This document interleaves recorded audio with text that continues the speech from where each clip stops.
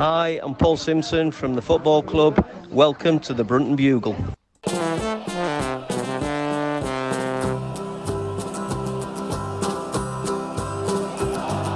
we come, blue and white, and we're looking good. You'll be in for a fight, and we fight pretty good. Getting goals is our job, and we get goals good. Looking good, we are Carlisle United. Hello everyone, you're listening to the Brunton Bugle, the number one place to get your Carlisle United fix in the podcast world. I'm Lee Rooney. And I'm Dan MacLennan. Pre-season is here as more transfers are confirmed, the new kits are unveiled, and the 24-25 season fixture list is out. In this episode, we look at the new arrivals, give our fashion critiques, and discuss the travel itineraries for the year ahead.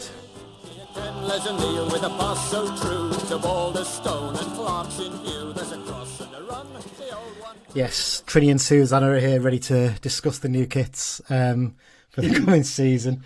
We're here. I've been called a few things in my time, but I've got to admit Trini and Susanna isn't one of them. No, definitely not. We're here, we're back. It's the first episode of the new season. We did promise you that we'd be announcing all these big changes and things like that. We're not quite ready to do that yet. A little bit of a rebrand going on in the background that will come soon. Promise you that.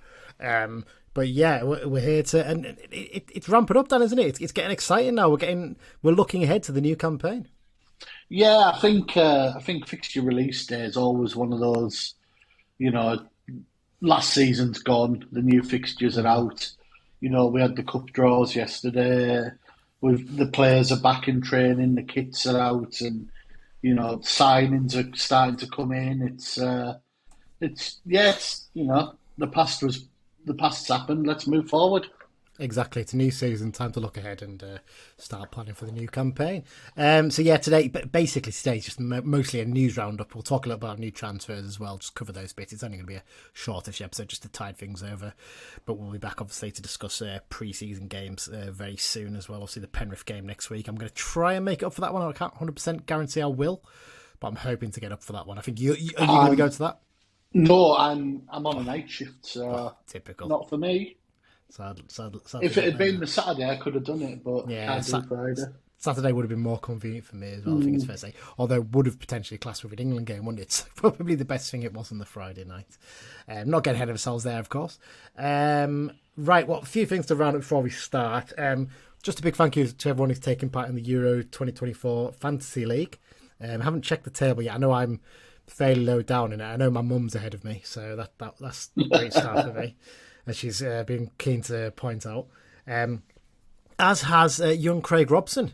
Seems to was making a point early on because he was top of the league. He's not top anymore, I don't think. So, you know, you've got to be careful crowing about it so early on. But there you go.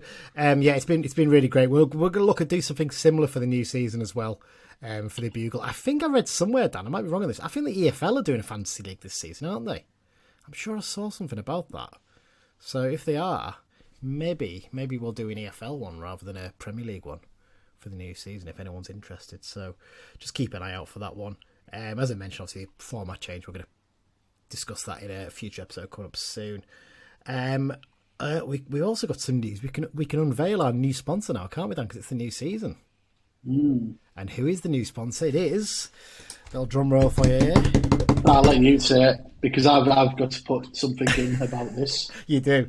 It's CUOSC. Yes, CUOSC very kindly have agreed to sponsor us for the 24-25 season. Really, really appreciate the support. I've got to give a shout out against the London branch for the support they gave us over the last few seasons.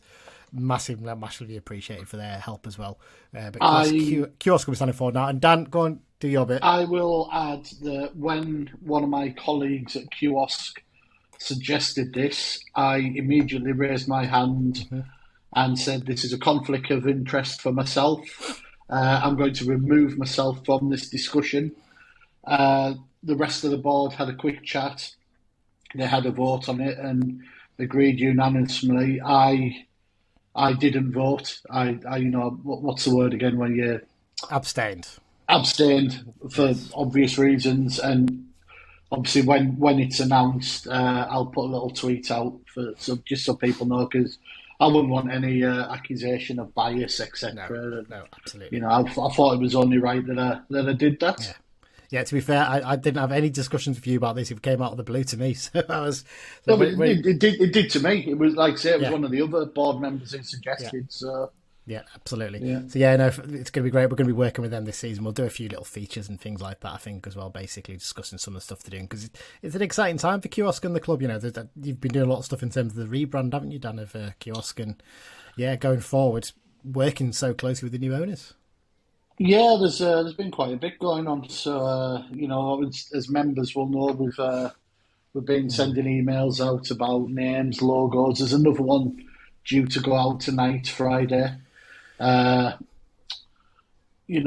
hoping to get a members meeting just before the season, the day after the Stockport friendly, where we'll talk through why the names changed, all that sort of stuff. And yeah, we've got we're just finalising our competitions for the season, the boardroom experience stuff and all that. And we have a very, very good working relationship with Castle Sports Group. Obviously, we were integral to the whole thing happening, and we have a really good link now. Our rep Matt he goes to the leadership group meetings, which I have every week. These aren't official board meetings. They're just sort of like a weekly meeting where they talk about what's happening through the week. And would that have happened under the old ownership? I don't think so. No disrespect to them. Yeah. But yeah, no, it's like I say, I mean, I've always said I see last season as, unfortunately, it happened too late, but we've took a step back to hopefully take a couple forward. Absolutely, absolutely. On that point, let's get on to the news then. Let's discuss the things we've got to cover today. First, I've put these in sort of an order, but we'll jump back and forth to what we need to talk about. But just talk about pre-season fixtures. Obviously, we talked about that last time. We'll just cover this off quickly. We mentioned last time that there was a gap, wasn't there, in the pre-season fixtures, which was Saturday the 20th of July. Well, we're not going to play on Saturday the 20th of July, are we, Dan? Because we're playing on Friday the 19th. Friday night, yeah. Yeah. And it is a trip north of the border, but not one of the teams we expected either. No, I actually forgot St Mirren are in Europe. Yeah. So basically... This is a good warm-up for them, because I think they play the week after in Europe. Yeah. I mean, look at that. You're going to face a continental side. You might as well face Carlisle United, haven't you, to get yourself ready for it. Yes, St Mirren away, basically, is the final pre-season fixture that's been confirmed. There might be one more thrown in there somewhere, you don't know. But yes, St Mirren away on Friday, the 19th of July. I think 7 o'clock kickoff, remember rightly. I can't remember the name of their ground is now. I should have written this down, really. But you should know that. Is it? I want to say... No, it's not Stairs Park, is it? That's... if I remember right. Let me look it up. St Mirren Stadium, while we're talking here. It's the Samisa Stadium, which I think was... Love Street, that was the name of that. Love Street, yeah. I knew it was something like that, yeah. But there you go. So, yes, it'll be a trip to the Love Street to face the Buddies. Good test, I think, to be fair. I'm a little bit disappointed because Barrow are playing Kilmarnock the same night, and if we play Kilmarnock, you could actually get back from Kilmarnock by train, couldn't you? But you can't. We did play them on a Friday night about 10, 11 years ago. Yeah, I remember that. 3 or 4 of us went up on the train, and I think you only had to be back at the station for about 10:20 via Dumfries. Yeah, so would have been quite good that, but never mind. So there you go. That's the last pre-season game confirmed. Let's talk about ground and training ground renovations and works. Obviously, the work at Brunton Park continuing quite well, isn't it, Dan, by looks of things? You've been recently? I've drove past a few times. I've been down at the club shop for a couple of things and always have a little look. And yeah, it's coming on, new turnstile block, disabled area at the front of the Warwick, the big hole in the side of the East Stand for all the stuff to get in that they're using. And, the club's weekly videos are a good little watch, Yeah. Absolutely. I mean, I can't stand the music on them, but that's a minor point. They need to get some better rights-free music for that. Really, I know their pain from my own experience of trying to find decent rights-free music. But oh god, the thing is, I wonder if the story that have put those together though, because they have the story logo on them, so maybe have a word to story and say, look, come on, get some better music for that. Get some good tunes on there. But there you go. One thing that has been confirmed, before we go on that, the new screen being installed at the fan zone has been open for the Euros games. Seems to have been quite a success, Dan. Yeah, I finally got down a couple of weeks ago, not on an England Yeah, game day, but just and for anyone who hasn't seen it yet, it is massive. yeah, The one that was there last season is like, you know, when you were little and you had yeah, your big telly in your living yeah, room, yeah, and you had the little 14-inch yeah. in your bedroom type thing. It's like that in size difference. It's It, huge. size-wise, it looks like the one they got in. Was it for the Charlton game last season? The first one they got in initially. It looks about similar size to that, and yeah, I think it's going to have a massive impact this season in terms of people getting down again to watch games. So, really good to see. Well, let's talk on the main point then, Dan. Training ground news. We've had some confirmation as to the location of the new training ground. And Yeah, probably the worst. I was going to say the worst kept secret in Carlisle. But... Yeah, no one saw this one coming. It's it is the Sheep Mount that is going to be the location of the new training ground. Specifically, the Upper Plateau football pitches. Initially, is where the club are going to be based. On a 5-year lease initially. Now, I've seen a few people panic about it, saying, "Oh, that's not very much." I'm speaking from experience here of working in local authorities. That will be basically because that's all they can give them at the moment. I'm 100% certain of that because I know that they'll have rules on things like that, especially recreational grounds, especially they will not be able to give away on long-term leases straight away. They'll probably have to have meetings and discussions and have agreements between members and things like that. So I wouldn't panic at all on that. I think that's an initial deal to get us over the basically and started. I've seen a couple of people mention this on sort of Twitter and the forum and stuff. I believe the council are only able to agree for a certain length of time, and I think the idea is during the first phase, the council will look to vote on extended deals, and you know, you'll probably find a couple of years into the deal that a longer-term deal will then be able to be announced. So exactly. It's certainly nothing to worry about. No, absolutely not. I don't think the Partics would have agreed to it if it wasn't something that they were comfortable with, to be fair. So, yeah, I wouldn't panic at all on that one. They've also confirmed, Castle Sports Group, that they're going to be investing in a bit more into the grassroots pitches and stuff like that. So it's remarkable, isn't it? How have we got so lucky to get owners that touch wood, early days and all that, but they just seem to be doing everything right, don't they? It's just mad. It's just absolutely mad. But yeah, fantastic news on the training ground investment stuff. Obviously, early days there. The club is still training, obviously, on the training pitch at Brunton Park, but that's had a renovation. Seems to be doing quite well. So yeah, good to see. Commercial wise, just a few little bits. We're not going to go into deals and these, but basically, in terms of sponsors, Story Homes confirmed as the back of shirt sponsors again this season, and a new shirt sleeve sponsors. It is Komatsu Forest, and new short sponsors Carlisle Brass. So good to see a lot of local firms getting involved in this one. Dan again, obviously on top of Aqua Pure being the new shirt sponsor on the front. New website is launched as well. Obviously they haven't got the Carlisle United TV stuff sorted yet, but what's your thoughts on that? I've had a little look through it. It seems quite good, to be fair.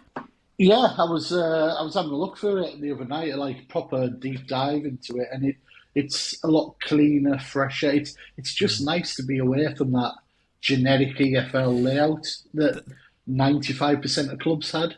I mean, the generic outlet, layout has its advantages in terms of the fact when you go to an opposition website, you're like, right, I know where to go to find stuff. But as you say, it doesn't give it a feel or character that it's your club's website, does it really? So it's kind of nice to have something a bit different. And yeah, I've early days looks pretty good. I'm sure there'll be the issues and teething issues. The best thing I suggest people is report it to the club and then get it fixed. Don't twine about and say, "Oh, this doesn't work." Just tell them and they'll sort it. You know, that's the way websites generally work when they launch. Yeah. I really can speak from experience there of the pain of issues with websites when they launch. One other thing, commercial wise, that the club announced. A new sustainable model going forward. A lot of good stuff in terms of, the environment, environment, things like that. I think this is just something that's part of modern life now. You know, it's sustainability and all that. You know, it's one maybe we'll talk through with Tom. I was going to say, 10, 20 years ago, it would probably be deemed hippie-ish, wouldn't it? But times have moved on, and it's it's part of the world now. So yeah, good stuff. Absolutely. Right, let's talk about appointments then, Dan. There's been a flurry just before the start of pre-season of announcements of new appointments, etc. I will start off first to mention that Billy Barr, it's been confirmed that he's going to stay on for next season as first team coach, which I think is good news.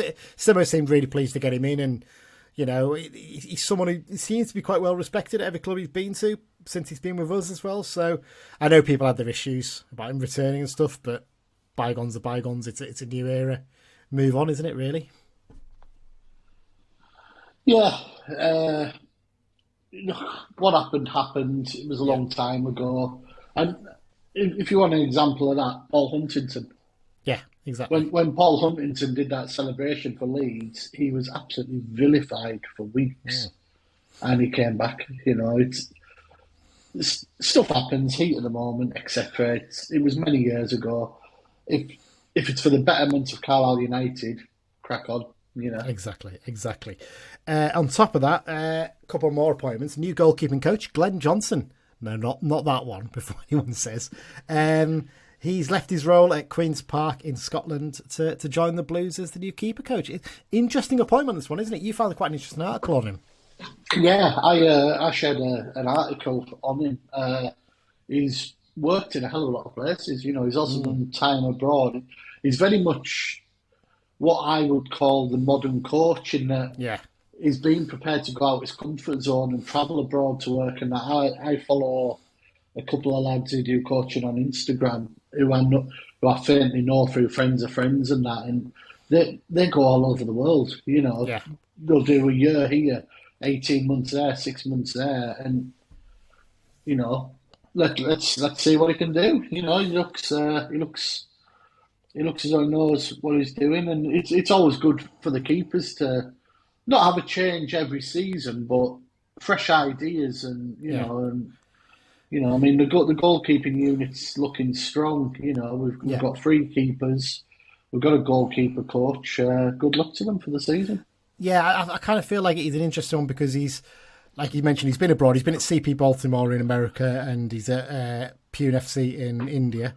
And since then, obviously, he spent a bit of time down south here, Boreham Wood, Gillingham, Dagenham and Redbridge, before he joined Queen's Park in 2021. I think you're right. I think I call him more like a modern goalkeeping coach, if you know what I mean, probably. And that's no disrespect to Dave Timmins, but Dave Timmins is very much an old school goalkeeping coach. I think it might benefit someone like Harry Lewis a bit more, having someone like him working with him, because Harry Lewis is very much more a modern keeper. He's good with his feet, isn't he? So hopefully, going forward, this will really help him to kick on this season and show the keeper that we know he's capable of being. Final appointment, new physio. Sophie Burney has been appointed. Lots of experience at PL and EFL clubs, hasn't she? We're looking through this: Wigan, Blackburn Rovers, Manchester United and Liverpool. Most recently at Newport County. I think this is the first time she's been like a first team head physio, isn't it? I think I think previous roles were almost like an assistant or like one of the physios as part of a group. So she's clearly got a really good pedigree, come through some very good clubs. Got to give a little mention though. A bit disappointed with the behaviour of some of our fans in reaction to this on social media. It was very childish. Some childish, frankly sexist, misogynist comments made on the social media post, and the club had to actually tweet and comment on the post saying, we've had to delete a load of posts, please cut it out, sort of thing.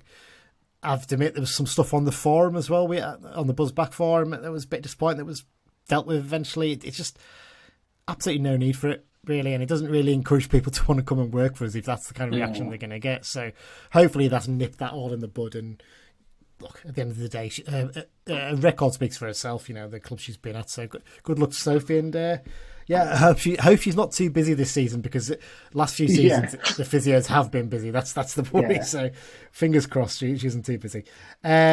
Contract news before we talk about the new kids finally, Dan. Anton Dudic, he signed his new deal, a 1-year deal.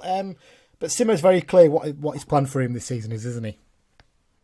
Yeah, it wouldn't be the biggest surprise if he went out on loan early on. Yeah. To get some proper football into him. Yeah. Something like Workington Reds or something would be ideal for the first loan, I think. But no, he's a low cost gamble. You know, He seems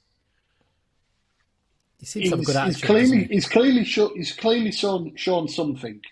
Yeah.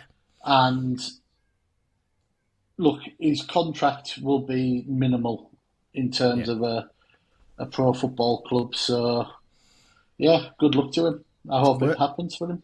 I really do. I think it'd be a really nice story if we can get it to work. And like I said, a good loan spell at someone like Reds would do really well actually for this season. Right, let's talk about them then. New kits. Come on then. In the least biggest surprise in the history of mankind after the sheet mount announcement, new home kit for the season is a tribute to the 74-75 toothpaste kit that United wore in their First Division season, 50 years on. Slightly different in the sense that it doesn't have white shorts and red socks, which you're going to go on about in a minute, I'm sure.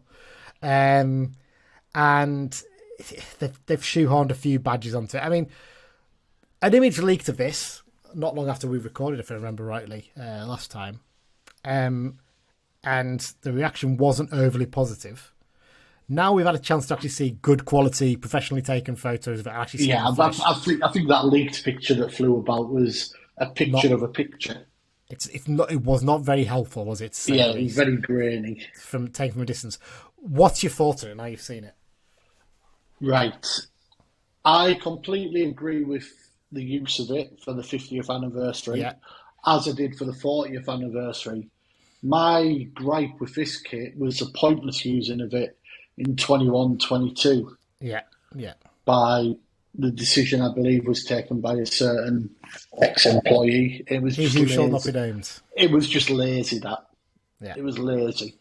I think there's too many badges on it. It's good to see the fox. It's good to see the fox on it. I actually wondered if there's an EFL rule about having to actually have your registered badge on a shirt. I don't know if there would be, because Man United and Liverpool and other clubs and Arsenal have used a very basic version of their badge, haven't they, on their shirts in recent seasons? Not necessarily the home. They're under Premier League. True. Maybe. I almost wonder if you could put a little version of the club crest on like the back of the collar or something like that. You know, that's hidden away. The only change I would have made would be to have the badges centralised in the middle and all the same colour. If they'd done them all in the gold, it would look neater.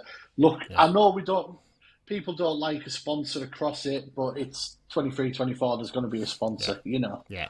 But it looks better in the flesh. Yeah. As you mentioned, I really do think it should be white shorts and red socks. I believe if you're going to go and honour it, you do the full thing. But I can understand why it isn't, you know. Yeah, the blue shorts seems to be our thing now, unfortunately, which is disappointing to me because we always wore white shorts. So there you go. Yeah. But yeah, I agree with you. There's too many badges. I would have taken the club crest off if we could, just for this one kit. And I would like you. I would have put the Umbro badge centralised as well in gold. And I would put that either just above or just below just below the gold fox. Nice to have the fox in gold as well. The traditional colour. No, then good to see proper sewn badges as well. Yeah, no, that's a treat, isn't it? Because they won't. I think actually some fans are probably disappointed because he could have done with the club crest one falling off on this one, so you could have it without it. But there you go. I just find it a little bit frustrating that there's that extra badge on that. That's the only thing. And the sponsor thing, I do get what people are saying. I think maybe if they just made the sponsor a little bit smaller, so it was within the white section and what didn't go over the red lines, but they'll have paid good money to have the sponsors. So there you go. There's plenty of worse sponsors we could have had on it, I think. Yeah, it could have been worse. All I'm going to say is, I hope that we now retire the toothpaste kit after this, and that's it. Don't need it for any more anniversaries. And I would maybe do it in 25 and 50 year when it's complete new generations, you know. Yeah, possibly, yeah. Because the frustrating thing is it also clashes with the 94-95 season. And it would have been nice to maybe have a deck chair tribute as the away kit. Unfortunately, we didn't get that. Sorry, go on. What were you going to say? I actually suggested that on Twitter a few months back, that it would be great to do the deck chair this year with it being Wembley anniversary. But I mean, I suppose you could do it next season. It's the actual year of 30 years on from Wembley, maybe. But there you go. Even a modern take on it, maybe in the a deck chair kit in the fruit salad style. That would be quite cool, actually. I think that would work quite well. But anyway, away kit is not deck chair. It is, I mean, how would you describe it? Pink and teal? Are they the two colours you'd use? I would say mint, navy, and pink. Yeah, probably about right. I think it was Nigel Clibbins said it was Sully for Monsters Inc. Well, which is a good call, but we prefer Lynx Java. It is the colour of Lynx Java. It's a Lynx Java kit. Absolutely. So it's either Lynx Java or Sully for Monsters Inc. Kit. Yeah, it's kind of like a sort of, I don't even know how to describe it. It's like a sort of squared sort of pattern almost on it, isn't it? It's another bus seat one, isn't it, basically? But I quite like it. It's not. I don't think it's quite got the appeal of the fruit salad kit, but I think it'll still be popular. Yeah. When I first heard the alleged colours, I was like, ooh, ooh, ooh. And there was obviously that leak picture. Yeah. And, you're like, I know.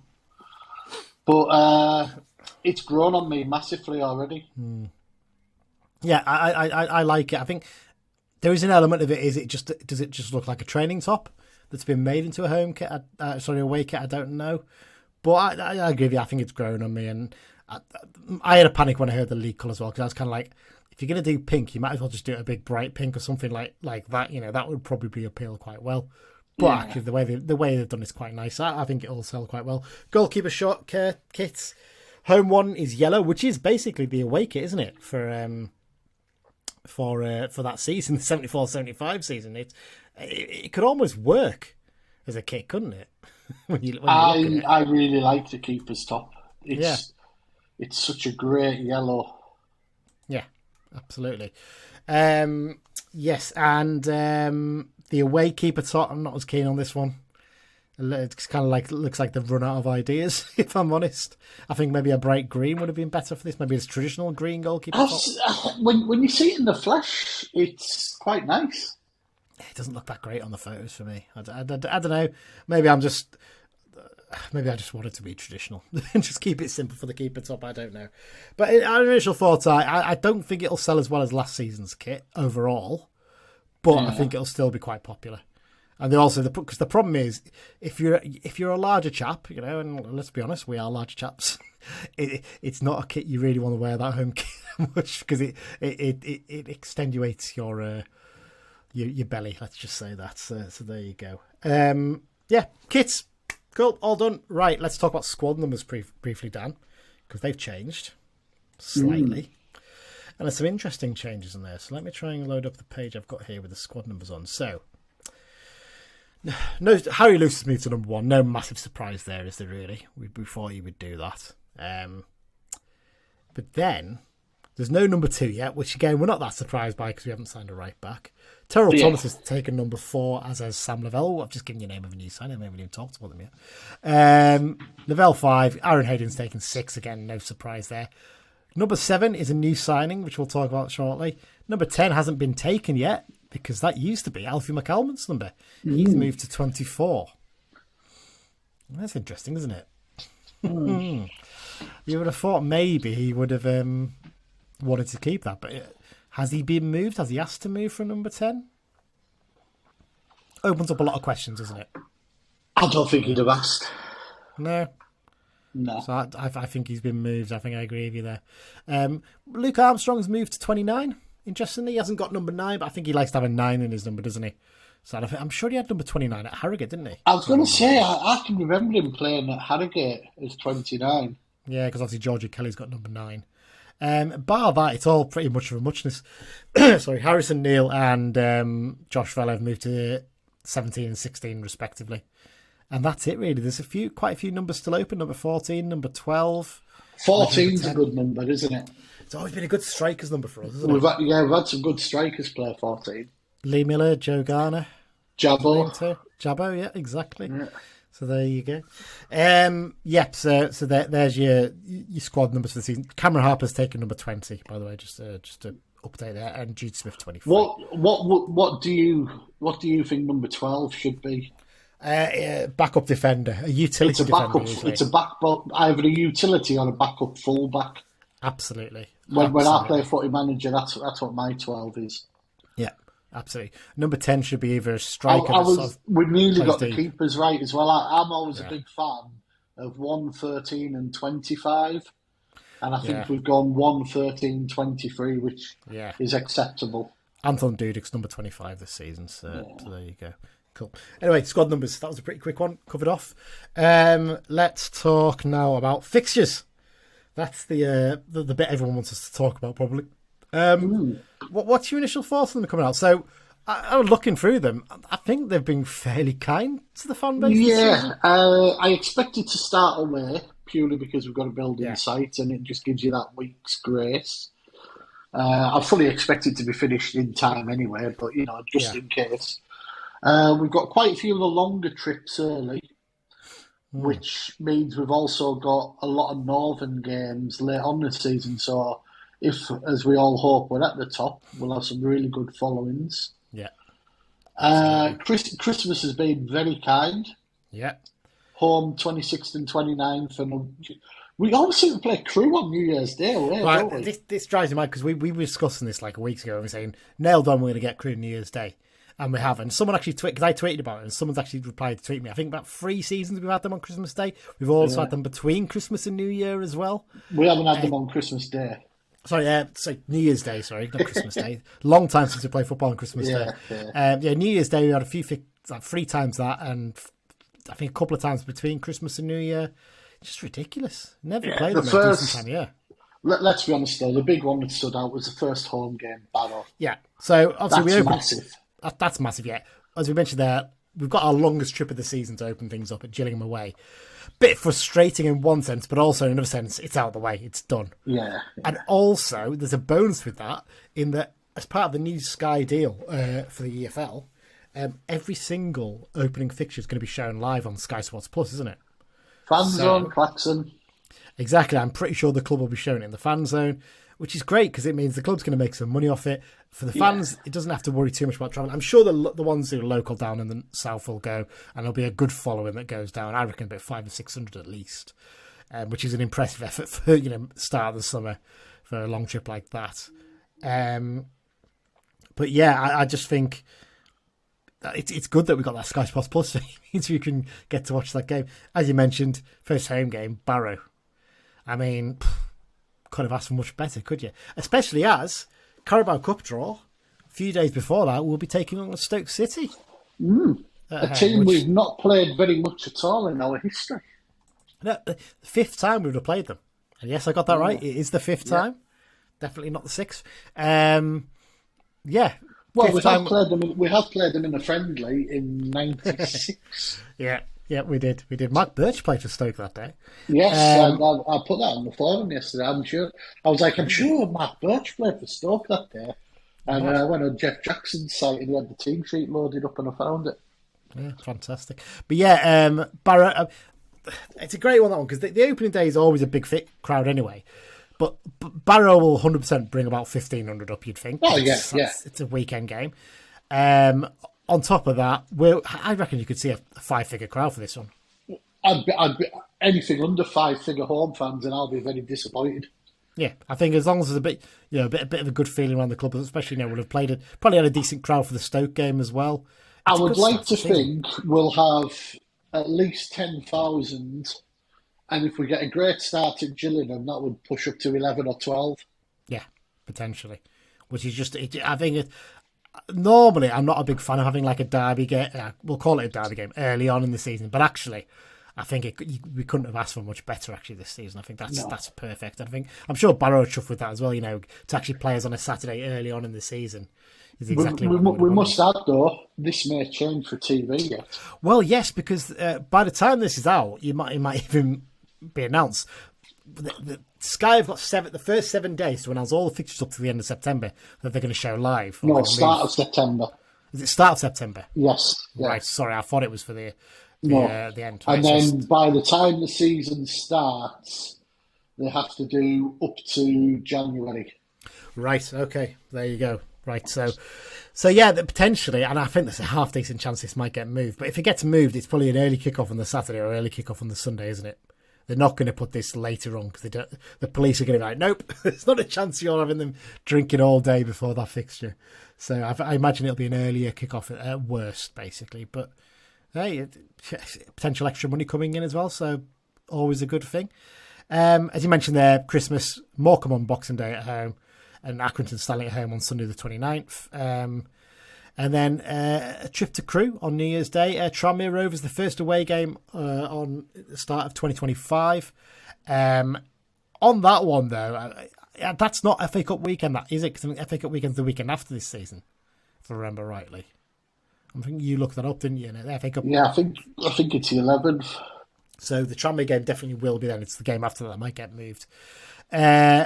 Easter weekend, we've got Port Vale at home on the Friday and a trip to Accrington on the Easter Monday. If I remember rightly, did we play Accrington on Easter Monday for the infamous, Yes. The infamous Keith Curle game there? Yes, we Yeah. did. Hopefully no repeats of that this time around 10 years on. So Easter Monday trip to Accrington, and then we finish off with a trip to Cheltenham before the final game of the season is home against Salford on the 3rd of May. So, yeah, all round, not too bad. Bromley away, I think, is in November as well, so that's a pretty good one. Yeah. So, yeah, pretty I good for that. do believe it's on an international weekend, that. It is, yes, because I think So Bradford away is maybe. we may lose Tennell Thomas, who we haven't talked about yet. Oh, that'd be a shame, wouldn't it? Because early on for that. St Lucia have fixtures. Yes, they will. In They all will the do, of windows. course. They will do. They will do.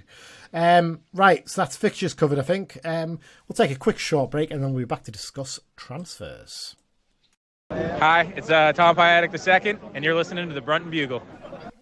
Yes, we're back for the next part of the show, which is basically just us discussing transfers, arrivals. We've got 3 coming in, Dan. So let's talk about them. One of them, not a massive surprise because we discussed him as a rumour and it had been going on for a couple of weeks before that. Cameron Harper has joined on a 3-year deal from Inverness Caledonian Thistle. Interesting one, this one, isn't it? I'm quite excited to see how he's going to do. I mean, this sort of broke up the road in the local Inverness press before it was confirmed by the club, and there had been spottings of him about. So, and Right, the also, gateway, I think. yeah, if you look at the pictures, Simo was in the old Bimson top for the photos. I think, or some of it was in the interview that was done about him. So it was clearly done. That day he was spotted at Gretna, I think. Yeah. But obviously, I think they were just agreeing fee with Inverness. I was reading Inverness have had a bit of change in their boardroom. Yeah. So that was probably the reason why it not dragged on, but certainly took a little bit longer. Yeah, so just to clear this up, everyone. So he is out of contract with Inverness Caledonian Thistle this summer. He wasn't out of contract. But because he's under the age of 23, I think it is, because that's the rule in Scotland. If you go in international transfers, isn't it? You still have to pay compensation for him because they've offered him a new deal. So we've had to agree. Basically, the alternative is to go to a tribunal. We've basically agreed a fee with them. It won't be a massive fee. It'll still be a decent fee for them, I'm sure. I don't think it'll be huge. There'll be add-ons to it, I'm sure. Like if we get promoted and things like that, they'll get more. Possibly, money and yeah. It's one of those because yes, he's a Scottish under-21, but he only played 1 game, so it's not like he was a regular. And, you know, yeah, they'll point out his importance to them. He's played every game last season for them, pretty much. And when he's had 2 promotion campaigns and top-end championship on a buy-in for $5 million, it won't really matter. Yeah, I'm sure they'll have a sell-on clause. They'll have a sell-on clause there, I'm sure, and they'll get a decent wedge from that as well. So they'll be pleased to get that. What's your thoughts on this one? I mean, he's only 21, but he's got like 150 appearances for his home-time club under his belt, and you know he's played in a Scottish Cup final as well. I'm pretty sure. So, you know, a pretty decent signing, I think. Yeah. When he was rumoured he was coming, obviously there was a couple of people who tweeted about him being a good move for someone, and some of his numbers were really, really good. I mean, he looks everyday modern wing back, doesn't he? Yeah. You know, I mean, he's got 2 or 3 goals, he's got assists, he can take a dead ball, he gets up and down the channel. You know, is basically it's great competition for Jack Armour because we're big fans of Jack Armour here, aren't we? But I think Jack would admit he didn't have the best of seasons last season, as did many others. We're certainly not highlighting him here. But those two going head to head will hopefully push each other on, and it could be that one will play half a dozen games, maybe drop off, and then another will play. And it'd be interesting to see. And it allows them to play at full pelt because that's the one thing Armour had played till he lost his place. Can't remember exactly when it was, but November or something, wasn't it? He played like about 70 odd games in a row, hadn't he, for us? And sometimes you just need a break. and actually having two players who can go full pelt there in that position now gives us some options. And I get the impression that Harper could actually play a bit further forward as well if you needed to, because he's got, watching the clips of him, he's got a little bit of the Matty Robson about his style of play and the way he plays and the way he gets up and down the pitch. So I potentially think there's a very exciting player there, isn't there? Yeah, definitely. And it ticks a big box for me in the fact that we signed someone from Scotland. Everyone knows how I go on about it, but there is good players up the road, and we financially we can beat anyone but probably the top 4 or 5. Yeah, absolutely. Also got a decent set piece on him, which is something we've really, really lacked for a while. He's got a cracking free kick against Queen's Park, I think, at Hampden, didn't he, last season? If you haven't seen it, go and have a look on Twitter. It's a really, really good strike. Really, really good signing and gives us good competition. Even with Jack Robinson coming back from injury at some point in September, probably you've got 3 options down that side now, so we're well covered on the left. The right, obviously, we're still not quite as well covered, but we'll talk about a rumour in that position shortly.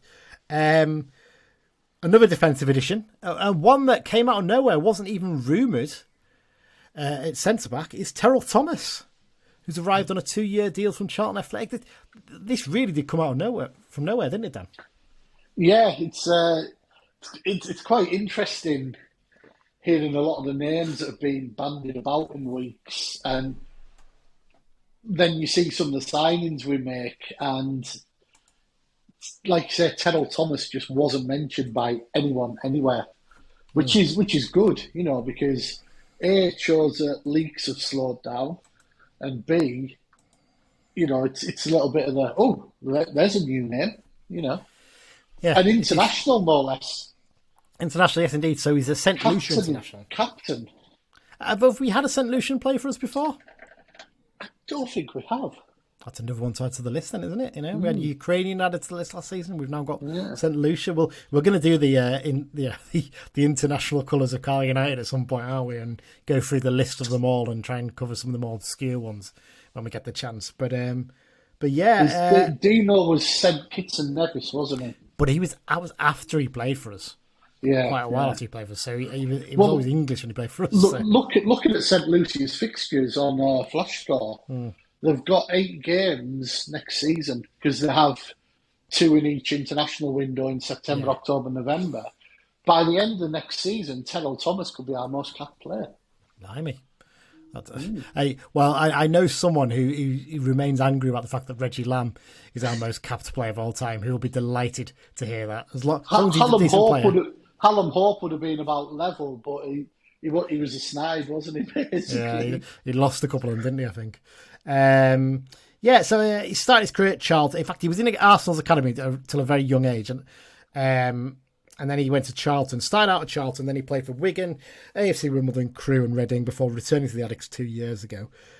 Played about 40 odd games for them last season, didn't he, I think, for Charlton. So it wasn't like he was on the fringes of their squad. So 40 odd games at League One level, not a bad return. He just strikes me as a very good, solid acquisition, and Simo's been keen to point out his leadership qualities as much as anything, hasn't he? Do you not think we look a lot bigger in the centre now? Absolutely, and it looks, and it kind of feels like he's piling the team with people who are captain material, basically. Not all of them will be captain. Sam Novell isn't small. John Mellish isn't small. Adam Hayden isn't small. Terrell Thomas isn't small.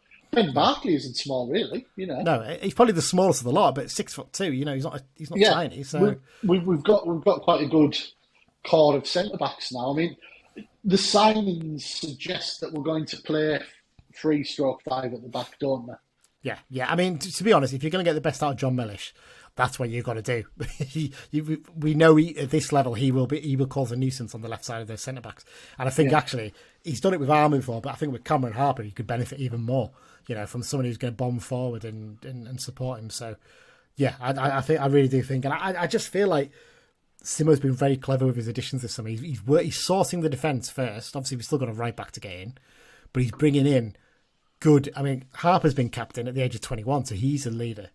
He's bringing in leaders. He's bringing in good eggs in the dressing room, and I think that's a clear sign of I got it wrong last season. Yeah, Hayden's off the back of 2 promotions in his time away. Yeah, Thomas has played at League One. Yeah, and we've heard from people that Lavelle's a really good influence in the dressing room actually, and really good person in there as well. So. And we know that John Mellish will just get on and do his job, and we know he's a great professional as well. So at the back, he's looking pretty good. So that's a really good thing to see. Final edition, and again a name that came completely out of nowhere. Ethan Robson is a name that has been mentioned, but with us in previous seasons. I think when he left Blackpool, he was linked with us. I'm sure when he originally left Sunderland, we possibly had a look at him. Yeah. No, there was certainly a rumour that we were sniffing about him. Yeah, that sounds. And I remember when he went to Blackpool, he went to MK on loan for half a season, didn't he? Yeah. But when he left Blackpool 2 years ago, I was like, that's a player I'd love to see here. Yeah. But obviously, he went back to MK because he'd been there on loan. Yeah. So he's a 27-year-old midfielder. He signed on a 2-year deal after leaving MK Dons at the end of last season. Started his career at Sunderland. Whoa. Please don't say Dons with that lot. Sorry. Milton Keynes. Yes. I should get that right. Signed from Milton Keynes at the end of last season. Started his career at Sunderland. As you mentioned, he had a load of spells at Dundee and Grimsby before joining Blackpool. Had a couple of years there. I think about 60-odd games for Blackpool, I think. Played a similar number, I think, for MK as well. Not played that many games for someone who's 27 years old, but in the last few seasons, he's been consistently playing football, hasn't he? Simo's described him as almost like a sort of cultured number 8 left-footed player. Probably not been the one getting the assist in recent seasons, but he's been the one laying it on for someone to put a cross in and things like that. So I think Simo wants a bit more out of him in terms of that sort of stuff. But yeah, an interesting addition, is it fair to say? Yeah, it's one that just works for me because he's a North East lad. He's got plenty of League One experience. He's strengthened our midfield group, and he's got a left. He uses his left a lot. Yeah, and it just fits. I mean, you look at our midfield now. We've got Guy, Neil, Vella, Robson, McGeoch, Charters, McCalmont. I mean, I think one of them will move on. Likely, Alfie. I don't think we need 7. No. But Paul Simpson said a couple of times he wants competition in every position, and that core of central midfielders certainly gives us that. Well, we had that last time we were down at this level a couple of years ago. We had 6 players who could play those positions, basically, didn't we? We had, if I remember rightly, first choice was basically Guy, Moxon, and Gibson to start, and then you had Charters. I'm trying to think who else it would have been. Hilton at the start, but obviously McCalmont replaced him, and one other player whose name is completely escaped me. But we had basically 2 potential midfields that we could put out in that position. So, that if we're going with 3 in the midfield, we probably do need 6 to cover at least, don't we? So.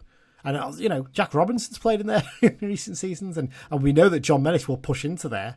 If we play that 3-5-2, he will push into midfield at times. So, it's the options are there, and I like the look of it. I think he looks like another one who could potentially be a good leader and a good influence in the dressing room. And what's left to find now? That's the question, Dan. What positions would you want to see as strengthening? Obviously, there's one we'll talk about in a minute. Right wing back, we know that we'll have to sign someone. We'll talk about the rumoured player there in a minute. But in terms of other players, who would you want? Well, obviously we need a right back stroke right wing back. I think that's Paul Simpson said, we need that. We need another sort of 10 player because we've only got Butterworth. A at least one and preferably two more wider players. You could play in the middle there as well, maybe. But they could also play in the middle. I think most players these days play all across, don't they? Yeah. And I think we definitely need at least one more striker. Yeah. The thing is, we've got to remember is we haven't even touched the loan market yet. You know, we've got 5 players in, and was it 5 or 6 players in, and we haven't even looked at the loan market. So that remains an option. It wouldn't surprise me if maybe one of the wide type players comes from the loan market. Yeah. Yes, it can be very hit and miss, etc. But let's just see what happens. Yeah, absolutely. I think definitely we could do getting a couple in, so it'll be interesting to see what happens there. Talk about the right back, obviously. In terms of rumours, there's it's dried up again. Really, it's gone a bit quiet. But one name has persisted a little bit recently. That's a right back from Barnsley, Barry Cotter. He's been mentioned a little bit online on the forums and on Twitter. He'd be an interesting signing. Adam McGowan seemed to be the name flying about, and he's went quiet, and Barry Cotter's appeared. I have no idea if there's any truth in any of them. Yeah. But, there's usually no smoke without fire. Cotter's obviously an Irish lad, isn't he? And he's very pacey from what I can gather looking at the Barnsley forum. They seem quite happy for the idea for him to move on because I don't think he's quite League One level. He's 6'1" as well, so he's quite big. And having read into it, he's got an enormous long throw apparently. So with Aaron Hayden in that box and Terrell Thomas, he could be quite Armstrong, Kelly, Hayden, Thomas. We are going to be a big, strong side next season. You can see that already, can't you? It's certainly shaping up that way, isn't it? Yeah. I mean, even like Harrison Neal's a big lad, isn't he? Someone like him, he can put himself about. And, it's very exciting going forward. Just one quick mention before we sort of wrap things up in a sec. Good as well to see Callum Guy back out on the training ground this week on the grass as well. Yeah, I was down at the club the other day for something, and he was walking across the car park and slightly gingerly, but certainly a lot better than he would have at the end of last season. And by all accounts, he's training nicely, and hopefully it won't be too long till he's battling for a place in the team. I mean, absolutely. We want him back in there because we know just how important he is, especially at this level. He's been fantastic. So, yeah, hopefully we can get him in and get things going. And that's it, I think, Dan. We're not going to do the X-Blues. We're going to wrap that up in the next episode, aren't we? We're going to do a bit more of a bumper one again, just to cover things off. But, big thanks to everyone for listening. Thanks for joining me, Dan. Give a shout out once again to CUOSC for their sponsorship for this season. Really, really appreciate that. If you want to contact us as well, just a reminder, you can drop us an email, bruntonbugle@gmail.com, or find us on X, formerly known as Twitter, at Brunton Bugle, with the same on Instagram. We don't really post much on Instagram, but we'll try and start that up this season. And on Facebook as well, you can find us there and just find our page, search for Brunton Bugle and click like and follow us there. We'll be back at some point next week, possibly to review the Penrith game. We might look to do Penrith and Kendal in one go maybe after that. So it might be a couple of weeks. I'm hoping to make Kendal. Yeah, I think Kendal I probably will. I might try and make Penrith. I'll have to wait and see because I might come up to watch if England get through, I might watch the quarter-final in the fan zone just to give that a little bit of experience of that. So there you go. That's it. Everything wrapped up. New season, all to look ahead to. Thanks for joining us, and most importantly of all, up the Blues. Up the Blues.